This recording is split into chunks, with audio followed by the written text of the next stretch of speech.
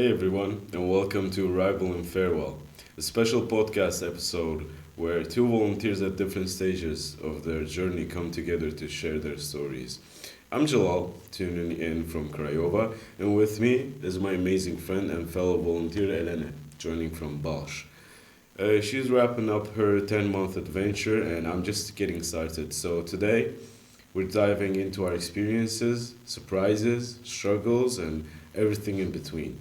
Whether you're a future volunteer or just curious, stick around and we've got stories to tell. So, welcome, Elena. Introduce Hi. yourself, please. My name is Elene. I'm from Georgia. I'm 20 years old. And I have been here for almost 10 months. Pretty fun volunteering experience.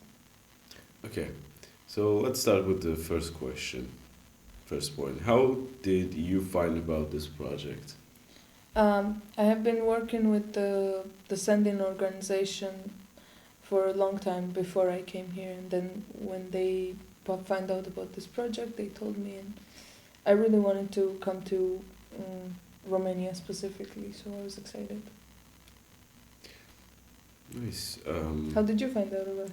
Me, I was just browsing through the European Solidarity Corps website, and I just came across this project, and it was really different from other projects I've seen. The theme, it being about podcasting and inclusion, I thought that would resonate with me well, so I decided to apply and I got accepted. I got into a few interviews and I'm here. Nice. Well, let's move on to the other one. What were your expectations versus reality in your first week?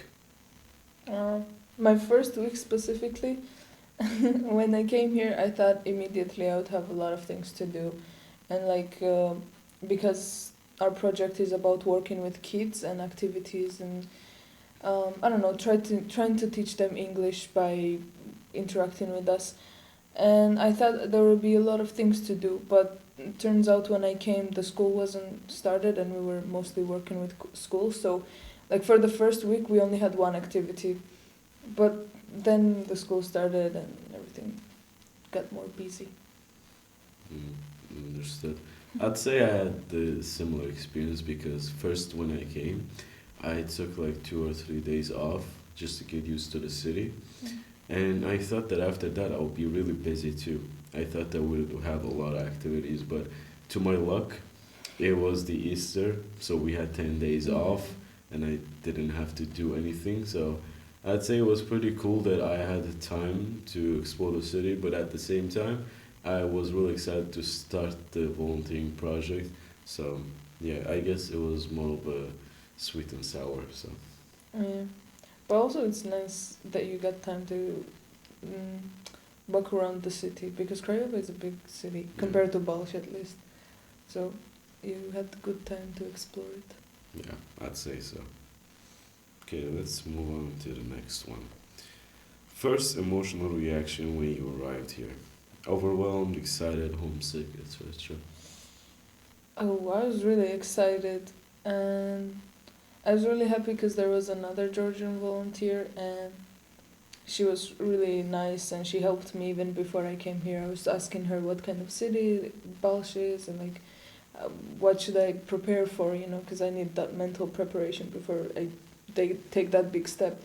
And I was really excited to meet her in real life and other volunteers, but also as soon as I left the airport, the Georgian airport, I was already homesick. I could not wait to go back. And now I'm really happy to go back. How did you feel in those 10 months? Were you Um, homesick like always, or did you get used to it? Yeah, I got used to it after 7 months.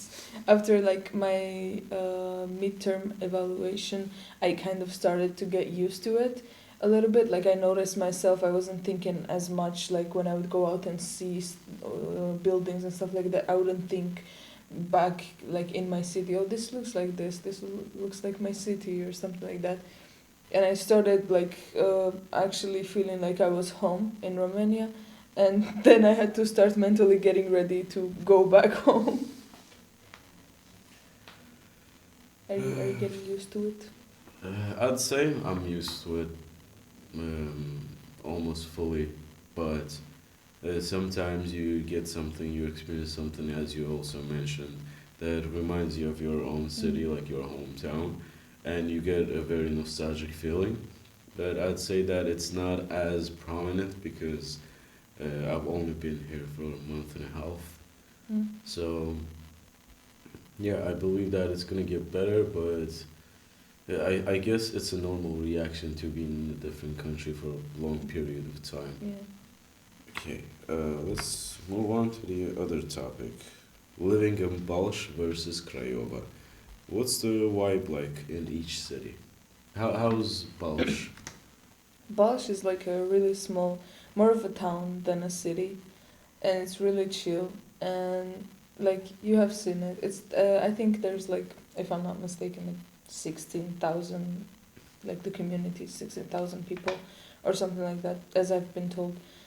So it's a small city. It's really nice. It's really calm, and I needed that actually because I live in a big loud city. So it was really nice to have that switch. But at some point I started missing it, so I started coming to Craiova more and more. How is Craiova? I'd say I'm used to it. Be like I am. It's not that strange for me to live in Craiova because it's very similar to Baku, Mm. and I'd say that it's not as big as Baku because Baku's population is almost 3 million, and Craiova's population is 300,000. So like it's 1/10. But I'd say that the density of the population and the buildings, the infrastructure, the city itself, the vibe it gives, I think it's very similar. So I don't feel too strange here. But I'd say that it's smaller than Baku, so it's easier to just go anywhere with public transport. And also, I love smaller cities, and so I think I would enjoy it more if I was living in Balș. But Craiova is overall a good city, and I Anything is a cannot small city complain. after 3 million. Yeah, I guess so. The whole country of Georgia is like 3, 4 million people, and then it's just one city. Well, most of the people just come to Baku because of job opportunities, better pay. Yeah, because So it's the capital. Makes sense. yeah, for example, like Romania or other European countries are different. There's like in one country there's a lot of like good cities. In Mm. Azerbaijan, there's like one modern city. Other cities, they're not even cities. They're just villages. Yeah. There's no technology, no improvement, nothing. No Exactly the same infrastructure. in Georgia. Like, no, there are big cities, but like if you actually want to do something and get and earn money or like go to university, the capital, you have to go to Tbilisi. Yeah, I guess so. What do you love and what do you hate about your town? About Balch. Yeah. I don't know. I love the fact that I love community because they're like really sweet, really nice. Like I one time when I came, I went into a thrift shop and I bought something, and the owner, the cashier was like realized that I don't speak Romanian, and she was really nice about it even though she didn't speak English. And then like after 5 months or something, I went back and she remembered me. She remembered the fact that I didn't speak Romanian. It was so weird. Like I like it's because of the fact that it's a small city and everyone knows everyone, and everyone it's so nice. I don't know. I like the fact that they're really nice. And what I hate about it is the no, I don't know. I just don't like the fact that there is not a lot of things to do, or if there is, people don't know about it, because as sweet and kind the people are, they're also not very like community, like together, you know. Then they don't, at least from my experience, like even before I came here, the last volunteers told me that there was like a festival, and it was really nice, and I was late for like literally one day before I came here. There in the Balș there was like a huge festival and the whole city was out, and it was so nice. I wish I was there, but I didn't get. I'd say that the things I love about Craiova is roughly the same when it comes to people because they're very kind, very nice, especially when they find out that you are foreigner, you are not from Romania. They usually are really nice when they hear about it. If you're in the store, a random person will come and help you with to deal with the cashier Yeah, that like the doesn't other know day. English. Yeah, we have actually experienced that a few times now. And or they try their best to explain. For example, when we're in the thrift shop, the store clerk didn't know any English, but he had to open his calculator or Google Translate and explain to us Yeah. what he meant, which a lot of people in Azerbaijan would probably not do, Yeah. in my opinion. But it depends. But from what I've seen in Craiova, people are very nice regardless of who they are interacting with, which is rare to see. And what I hate about Craiova is I don't have much to hate about it, but I'd say that in general, I don't like cities that are too developed. And I wouldn't say that Craiova is as developed as Baku or Bucharest, but I'd say that I'd rather live in Balș than Craiova because I love nature a lot. And okay, I wouldn't There's say a hate, but huge park in Craiova sure, with the zoo in sure, it. but uh, what I dislike, not hate, but what I dislike about Craiova is the um, I don't know how to explain that in English, but noise waste, sound What? waste. Yeah. Yeah, because there's a lot of sounds. In Balsh, for example, when I visited your apartment, there's no noise. It's in middle of nowhere. You cannot hear anything. Just the neighbors fighting. But in Craiova, I open my window at night and I can hear at least five motorcycles which have been illegally modified. Yeah, but also you live in the center, Yeah, so kind of. makes sense. But yeah, that's the what I kind of dislike about Craiova, I'd say. Mm. Yeah, let's move on. Third point, volunteer work. What kind of work did you do? So, as I mentioned, I worked with kids and I used to go to the school, have the 45 minutes, basically one class, and I was playing with them, some origami stuff, sometimes sports games, competition, stuff like that. And I taught them Georgian alphabet, and they were I remember this one class was so surprised that there was any other kind of alphabet beyond the what is it called? Latin? Yeah, that one. That was so funny. They were like, "Whoa, what?" And I didn't realize how weird Georgian alphabet is before that. And then they were like, "How do I write this? What is this? What does it mean?" And it was really fun. Say that I have been here for a month and a half, as I mentioned, and I haven't had the time because most of all it was either Easter holiday or other holidays, and besides those days, I have been in two events with that are for regarding children, and also we made a book club and a cultural event with young people in Craiova, and it was fun, I'd say. But as the main theme of the project is, as we're doing right now, podcasting, I'd say that this is my first podcast, so ever, not just in this project, but ever, and I think that it is very fun, and I think that I will be able to do even better topics and more interesting ones with different guests from different backgrounds. So let's move on. Funny stories while working. Ooh, I need to think about that. I think we can say it together. like what happened to us in the city center in Craiova. Gabriel. Ah, yeah, but So, that wasn't during the activity. yeah, but me personally, I don't have any funny stories because I haven't been in This many is your first activities. activity. Yeah.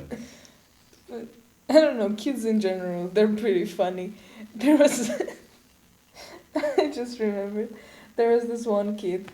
He's my favorite. Like I even have the video, and I will save it forever. I gave one class the activity to like draw something that they wanted to invent.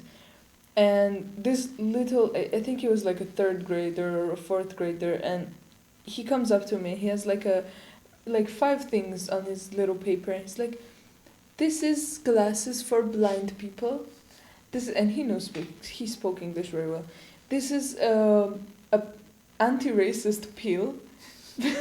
Imagine at like third grade, he was already so fed up with the racism, and like so people could take it and not be racist anymore. Like it was a literal pill. And what else? It was like a flying car. Like he was just so creative, even with those other workshops and other activities. Like I could see that guy is going somewhere because he was so creative, so artistic, so smart, and so like spoken about his thoughts, and he wasn't afraid or ashamed or like things you see in other kids. So every activity with that class and that guy specifically was really funny. And there was another guy, same class. There's another guy that we had the activity. They were supposed to like make like a little city. So they were gonna fold the paper and then open it, and here was like roads and stuff like that. And on this part it was like buildings and then like the sky, and everyone was gonna make like a big city. And one guy made like three buildings. One of them was like a USSR army building. I don't understand what it was. Then there was McDonald's in the middle.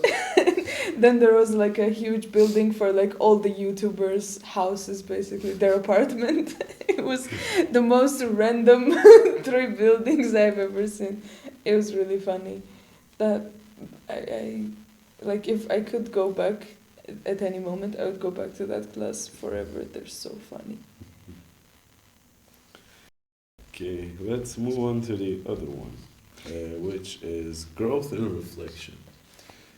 How have you changed in 10 months? Mm. I don't see a lot of change in myself. I think because like I'm always here in my mind, so I don't see like it's kind of like losing weight over years. You don't see it as much, but other people notice it. I have also lost a lot of weight because I had to cook for myself, and I was always like eating once a day or something because I'm too lazy to cook and then clean and stuff like that. But otherwise, I've noticed that like my thought process is turning into English, and yeah, like I'm talking to my parents on the phone, and I have to think really hard to like talk to them in Georgian for them to understand what I'm saying, because I have gotten used to like all the time using English. Otherwise, I think I have changed in a way that like interacting with kids, I'm more understanding of how to interact with kids, how because there's like a lot of classes, and I used to go to a lot of classes, and there was a lot of kids, different kind of kids, and I think I'm more understanding towards them. That's great to hear.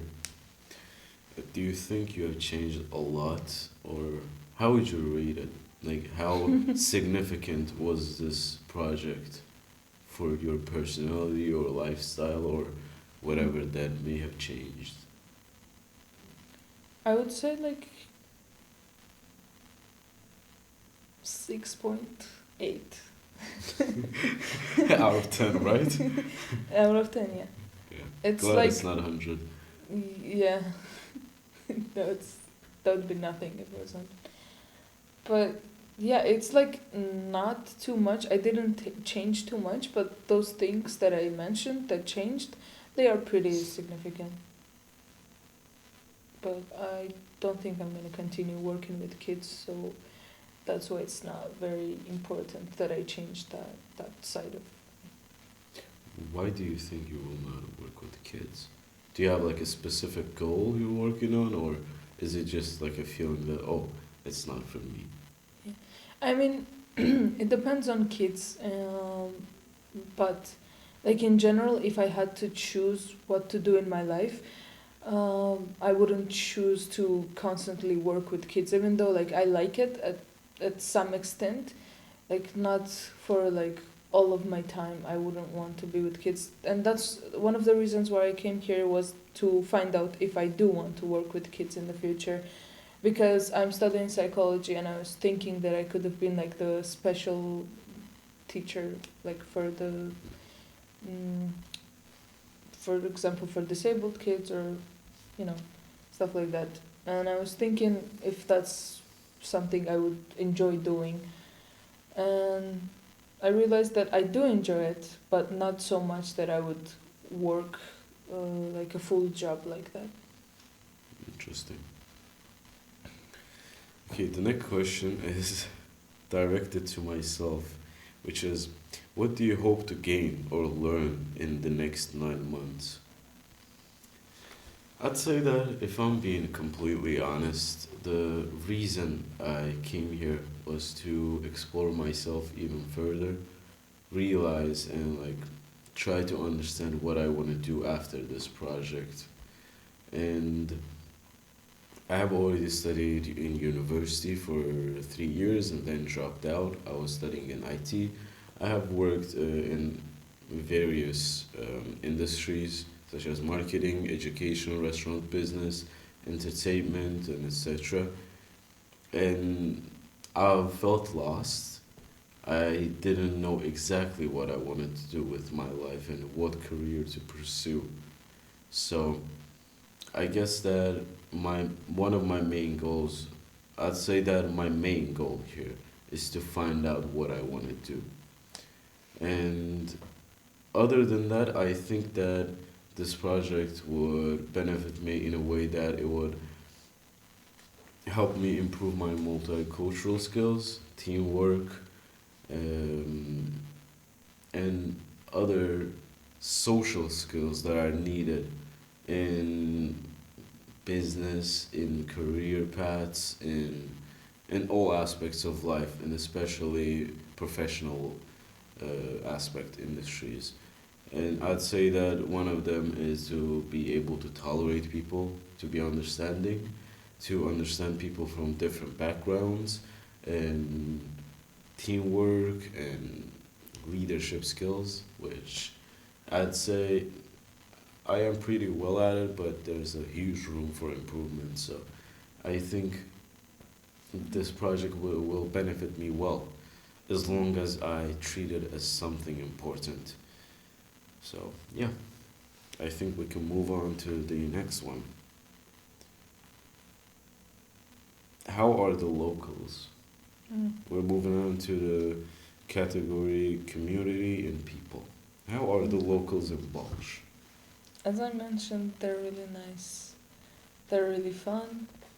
Um, Kids mostly that I interact with, like, I'm so happy when I see them on the street after the class and they're excited to see me because it means that they actually like the things that we're doing, which is great. And like most of the times I felt like I was being treated well. And also, I haven't gotten scammed. Like when I traveled, when I came here, I got scammed one time. But after that, I haven't, which is like a big. It's a weird thing for me because I feel like in every country that happens. Like they see, like people see foreigners and they try to scam them. But I haven't, which is nice. Which it's there's nice people. And also, do you remember the guy that we bought a slushie from? Yeah. Uh, when I went there to buy ice cream again, he was like, he started talking to me. He was like, "So where are you from? What do you do?" Like, it's so weird. Like every time we meet a stranger on the street, just like walking by someone and they see like hear me speak English or hear us speak English, they're like, "Oh, where are you from? What's up? What's going on? Why are you here?" They're so interested, and it's not in. It's like you can see that it's in a good way. Like they want to know what's going on in their city, what's happening, why are we here, and he thought I was a student. I was like, no, I'm actually a volunteer, I'm doing this, blah blah blah, and he was happy about it. It's just nice, like those little conversations actually make my day all the time. Well, yeah, I agree with that because I have visited Balș more than a couple times, and I'd say that people are the same in Craiova and Balș. They're all very nice. I haven't had the chance to visit other cities, but in the future I will check them out too. But I'm pretty sure I can bet on it that they're nice there as well. So, so um, I'd say that in Craiova people are very um, they go out of their way to be nice. It's not like just normal interaction saying thank you to someone, like you saying like mulțumesc to a cashier. It's not like that. It's more like, for example, I went to Oșan to shop a few days ago, and I had a lot of coins, a lot of bonds. I'm pretty sure that's what it's called. And the cashier saw that, and I didn't even ask her anything. I just had a lot of coins. And she asked for my coins. I didn't know what she meant. Then she turned them into cash, so like paper money, and I was very surprised, but was very grateful because like she went out of her way to do that. She didn't have to do it, even though it's a nice thing to do. People don't have to do it, but they still do. That's what I like about people in Romania. Mm. They they're kind when you don't expect it. Yeah, I agree. Okay, let's move on to the next one. Any friendships or connections that stand out? Oh yeah, when I came here, there was a local volunteer, and like if it wasn't for like meeting him and becoming friends with him and his other friends, I think I would like be much more sad, and I don't know, I wouldn't have fun besides the activities and besides volunteering, and I'm really grateful for that. And also other volunteers like from Craiova, we like even before you and the like last generation, we would come here, we would go drink together, have fun, play Uno. Actually, we used to play 51. You guys probably, I don't think the new volunteers, anyone knows this game. I'm gonna teach you before I leave. Because it's like we were joking that we have to continue this tradition because we have like you need two decks of cards, and it's like a really fun organizing game. Basically, you're organizing your cards, and I'm gonna explain it later, but we have to continue this. Like maybe I think in your apartment there is that cards for 51. But yeah, we loved it. They taught me this, like volunteers before them taught them this game, so I have to continue this knowledge and give it to you. I forgot the question, what I was talking about. Any friendships or connections that stand out? Oh yeah, and then I also met other volunteers on my midterm, which I'm still close to, and I still talk to them, and yeah, I think those friendships are gonna last for a long time, and I'm really happy about that. What about you? I'd say that a month is a short time to make meaningful connections, but I'd say that I've met a lot of good people here and a lot of people that I'm surprised that I could connect with in such a short time. For example, I met you. Mm. She actually, how we met was the storyline was something like we had another volunteer which left like back to our country recently. Another Georgian one. Yeah, another Georgian volunteer, and she introduced me to Elene, and I found out that she is actually a tattoo artist, and I thought that it would be fun to get a tattoo from another volunteer. And I checked out her work. It was really nice, so I trusted her. I chose a tattoo of a hedgehog playing guitar, and she did the tattoo for me, Mm. and it's almost healed now. It's very nice. It's very cute. So thank you, Elena, for the tattoo. Yeah. I like it. That's how we met, basically. That's how I got to know Elena, and I'm very grateful for that fact. That's the greatest first interaction where So yeah, that was the story of how we met. Now I've met a lot of other people. I'm probably gonna make podcasts with them as well, as guests. So yeah. Next point. Next question. How do you handle language barriers? when I came here, we had a teacher that was teaching us Romanian, but it was like really confusing for me because I kind of got in like the middle of the sessions basically.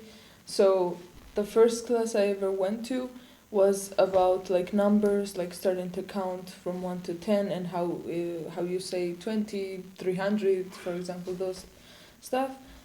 And the next session I went to, we were like, the teacher was talking about past tense and like grammar stuff. So I was really confused. But from those Romanian volunteers that I met, I learned some words and I learned some basic stuff like thank you, you're welcome, goodbye, hello, so on, so on. Like in school, I learned from kids a lot of Romanian words like to be silent and stuff like that, to tell them, or I was teaching them English, they were teaching me Romanian. It was really good switch. And also there were a lot of words that are that look like English words, they sound like English words, so it was easy for me. But in general, I still don't feel like I feel awkward when someone comes up to me and speaks to me in Romanian, and I have to be like, English, please. Do you speak English? And then they either speak English and everything's good. Like and it's so funny. Like at first, when I didn't know anything about like train stations and stuff like that, I was so afraid to travel alone and stuff. Someone would come up to me and ask me like, is this train? And I'm like, I have no idea. I'm actually praying that I'm in the right train right now. it was really funny. But then now that I have all of this experience and I know, now it's fun to like be able to help actual Romanians, me helping Romanians to understand where's the train going and stuff like that. Yeah, that's fun. I'd say that language barriers. I relate to everything you said, and I especially relate to the point you made, which was I still feel awkward when someone comes up to me and speaks in Romanian, and I have to explain to them that I don't know Romanian. Mm. I still get that awkward feeling that, oh, now they either don't know English or I'll feel awkward anyways. Yeah. So other than that, a lot of people, like we have met a lot of even older people, elders that knew English and Mm. talked to us, like that woman in the thrift shop. And I'd say that it's not too common as from what I've seen, but I think there's a lot of people that know English, so it's not that hard. And also the fact that Romanian, like some Romanian words are the same in English, so like we can understand each other by using context and like understanding certain words. So yeah, I think that it's a problem, but it's not such a big of a problem that you cannot deal with, and it's natural. It will happen. So That was one of my cultural shocks first, where I was like, um, going to a cashier and she was like an older lady, so I didn't assume that she would know English because in Georgia, like, people didn't used to study English in school. So like people over, for example, 30 or 35, something like that, they not a lot of them speak English. So I was surprised when there was like people that was obviously uh, older and they spoke English. I was like, wow, that's cool. And now, I don't know. It was interesting, like, for me to see that. Okay, let's see if we have any other points left. Ah, yeah, we do. Okay. 6 personal highlights. What's a favorite trip you had or place you visited except Craiova? In Romania or in general? In Romania. I didn't travel much in Romania, but It like, doesn't have to be a city. It can be a restaurant or a place or a yeah, park. yeah, I really like the park in Craiova, and I like the park that is near train station in Balș. I Yeah. really enjoy that park. It's like it's really old, and there's like the seats are not really good, but that's what makes it beautiful because it's more nature than like Yeah. park and how it is like squares and stuff like that. But also there was this one time one of our activities was that we were going to a library and there was this guy who was teaching us how to do pottery, how to make stuff with pottery. And one time we went to his house. Like he has such an interesting house. I I was so excited. I have so many. Like I was taking pictures of everything because they were so pretty. Like he had very old phones, like telephones, like the one that you pick up and you have to speak into. Yeah. It was so cool, and he had like a record player, a really old one. I will show you a video. It was so beautiful. The like, and it was still working, and he had a lot of things that he made, obviously from pottery, and he didn't speak English, so we had a translator, and we were all holding our phones just in case if she couldn't translate it, then we had to use the Google Translator, and we spent like 3 hours in his house. We were just walking around, taking a look at everything that he had because he had so much stuff. Like he was like a hoarder, but in the best way possible, like in the most aesthetic way possible. And that was that was the best trip for me, his house. And when did you go on that trip? How many months ago? Oh, that was like, it was before New Year's. Well, before New Year's. Okay. Let's say that my favorite place I went to, because like I haven't traveled to many places yet because I only have been in Craiova and Balș.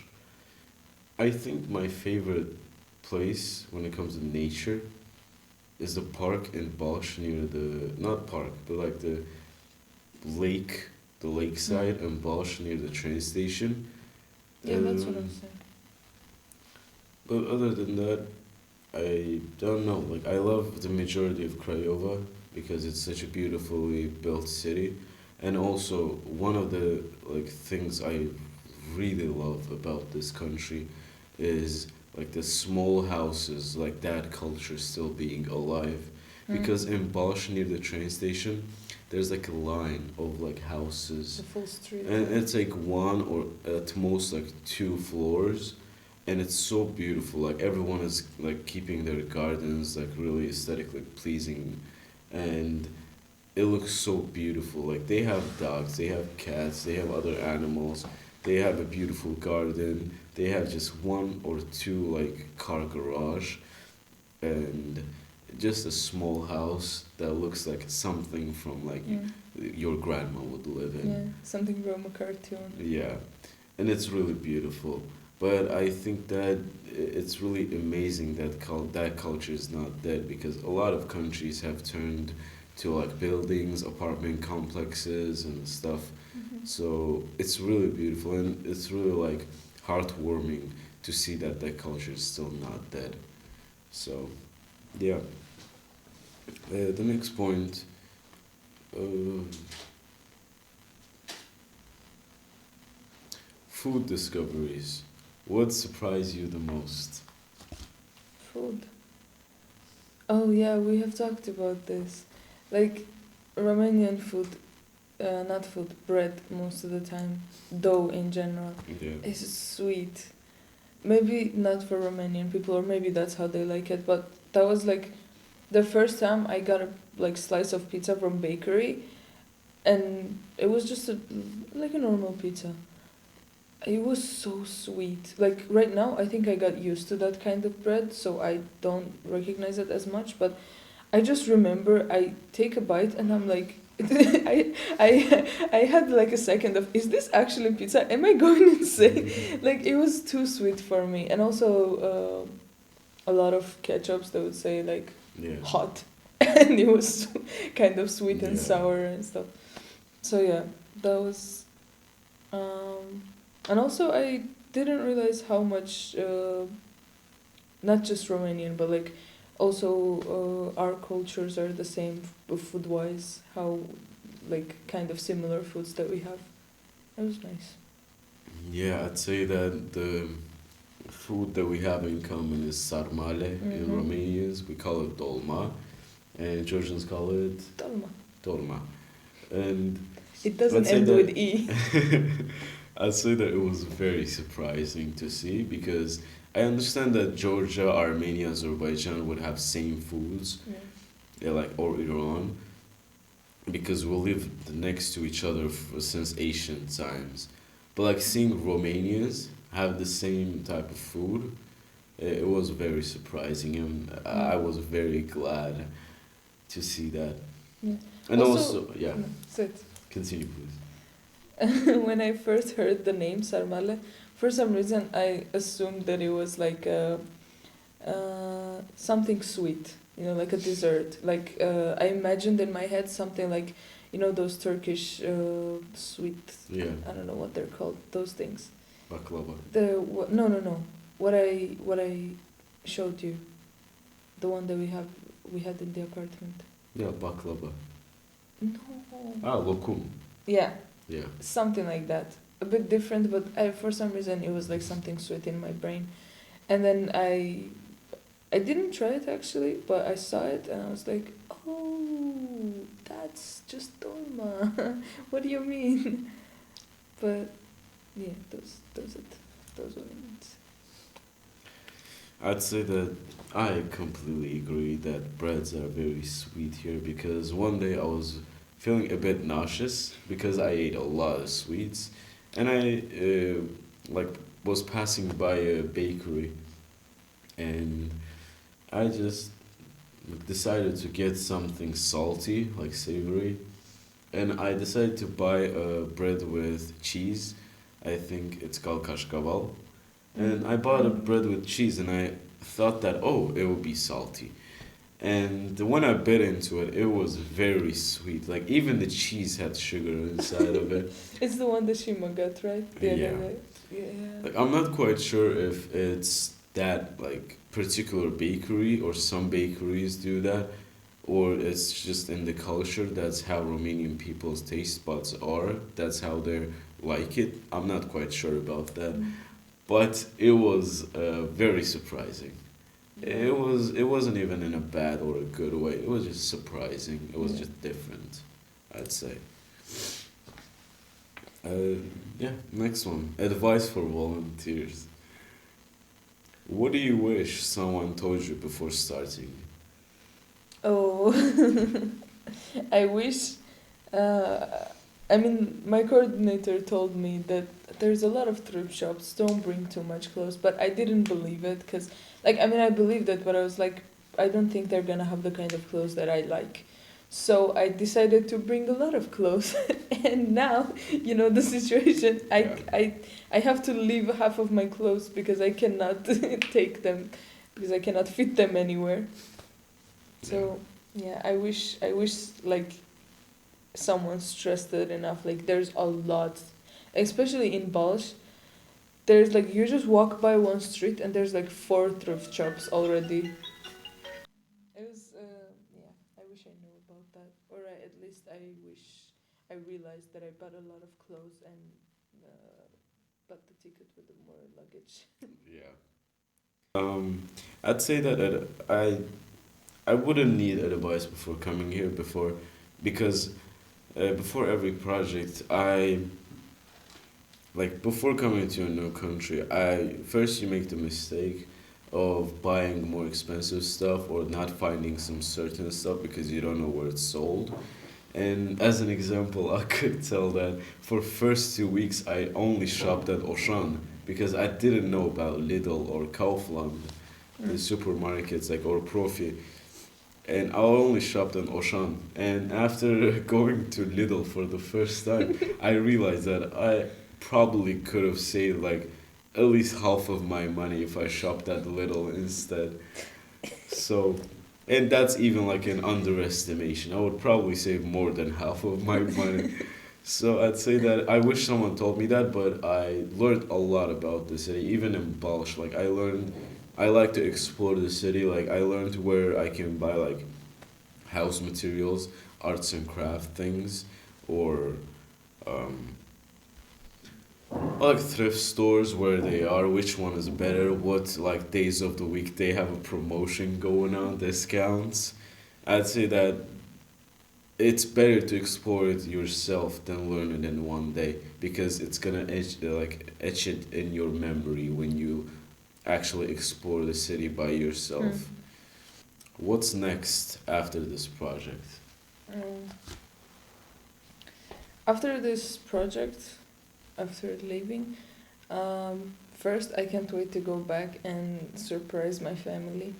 I can, but I'm actually scared. Like after you told me, I actually got scared. What if I give my grandma a heart attack?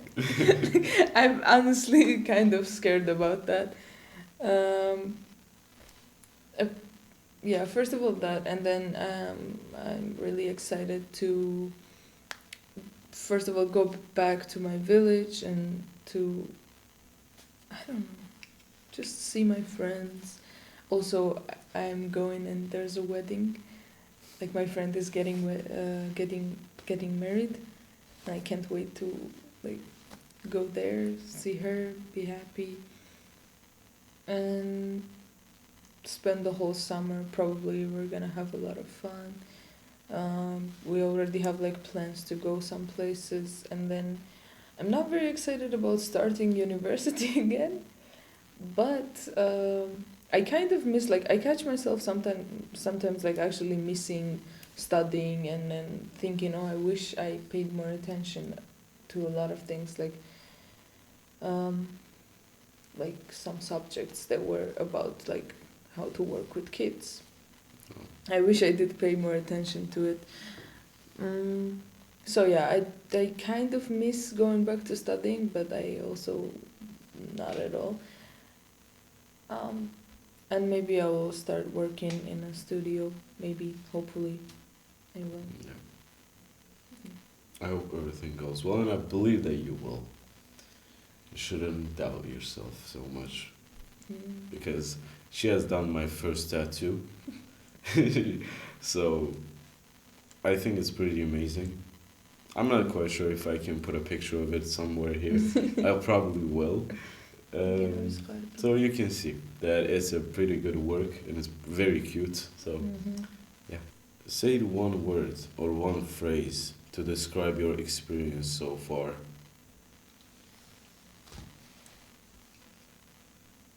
One word or one phrase? Yeah, or one sentence. Yeah. It should be just short and concise. I'm thinking interesting. It was interesting to experience everything. It was like at some points it was really bad, at some points it was really fun, but overall to say it was really interesting. With like first of all coming to another country, doing that all by myself, and then working with volunteers from different countries, like there was other volunteers from Jordan, from Turkey, from who else was there? Another girl from Georgia, and there was a lot of volunteers. So to work with people that I had just met, and we had to like immediately become a team and stuff like that. It was interesting experience. And yeah, I don't know. Then meeting you guys in Craiova was really interesting. Everything was interesting. In Romania in general is really interesting. I agree. Yeah. The history and the nature, really cool. Okay, finally, we are nearing the final part of our podcast. What is your final message to listeners or future volunteers? What would you like to share with them? I would like to say that I don't know, like I had a lot of doubts before I came here. So if someone is experiencing the same thing, if you're like a little scared maybe, or nervous, or you don't know where to start or what to do or which country is better and stuff like that, because I know a lot of people, like for me it didn't really matter if I go to Romania or to another country, but I did prefer Romania. But if it was another country I was okay with it. So if you're experiencing, if you're in that situation where you're stressing, or if you're maybe near the age of 30 and you know after 30 you cannot do this kind of projects, if you're near the age of 30 you should definitely have this experience. And if and not like it might not be a big change at that age maybe, but it's still really fun to meet other people, and it's like so different. I had so many cultural shocks with like volunteers from other country. Like they were so different, their mindsets, their families, their overall everything about them, their personalities, and why they were like everything was different. And it was really interesting to see someone from another country, because like I feel like even if and everyone is individual, like there is some things that are very much Georgian, and that's what Georgian people think, that's how they act, that's how they do. Like there are some things that you can generalize about Georgia, and it was nice to meet people from other country and see how actually it's. And also it's interesting because the different religions, like even though I'm not Christian, I wouldn't say I'm an atheist, but somewhere around that. I still grew up in a very Christian country and very Christian family, so it was interesting to see people who, for example, didn't know. Like it was like exchanging religion basically. Like even though I didn't believe it, I know a lot about Christianity, and we were just talking about how it is, how traditions are, what are the rules, kind of, and stuff like that. Yeah. Thank you, Elene, for explaining to us your experience, sharing your stories and adventures while being in Balș for 10 months. And thank you guys for listening to our podcast. If you like it, you can like the video. I'm not quite sure where the button is.